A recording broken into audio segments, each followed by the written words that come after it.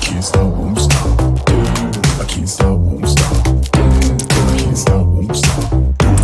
Can't stop. Can't stop, won't stop. Can't stop, won't stop. Can't stop, won't stop.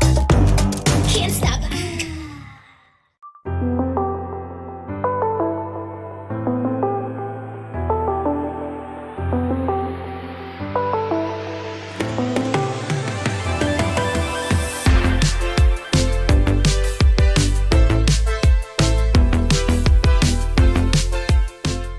Right, it's Friday afternoon. We need to go and get some hay for the calves. So got a bit of a trip down to the supply store, and I think we should make a move.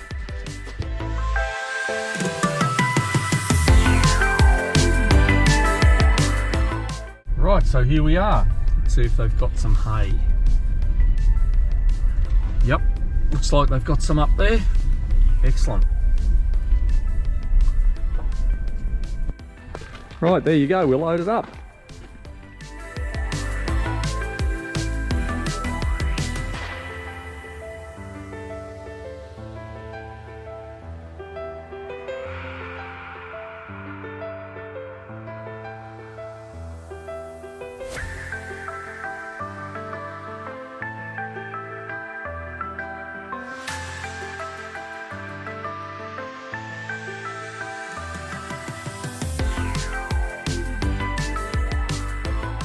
Okay, the job for today is, what we're going to do is put some cherry trees along here, just around the area of this real rough bit.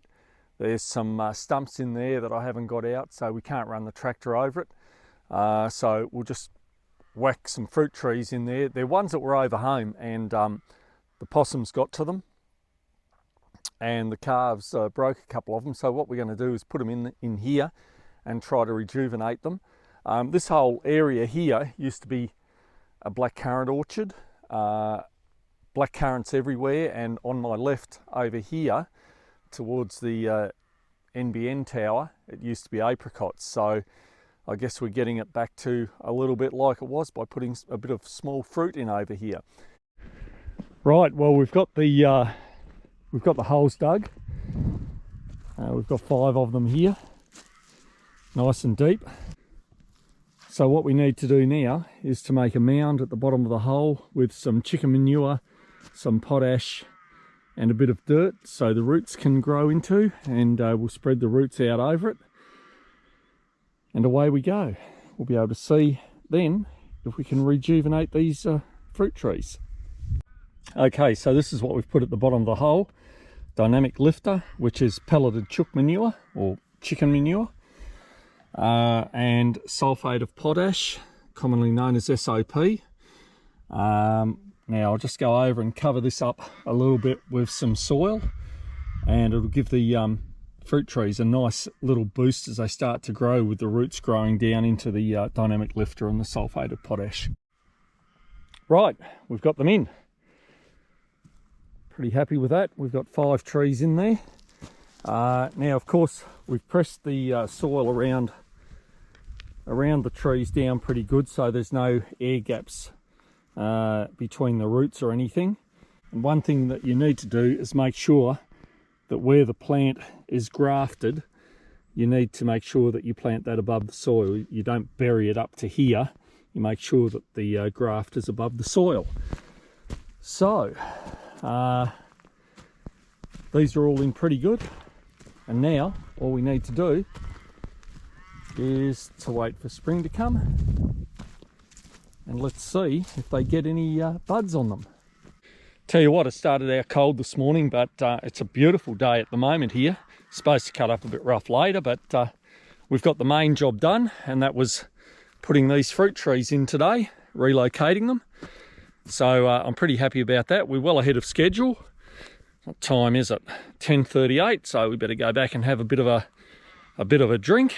I think our next job will be to run up the rows of beans that we've got going over here with our little cultivator, homemade cultivator, to keep the grass out of them and just to keep the soil around them nice and loose and aerated.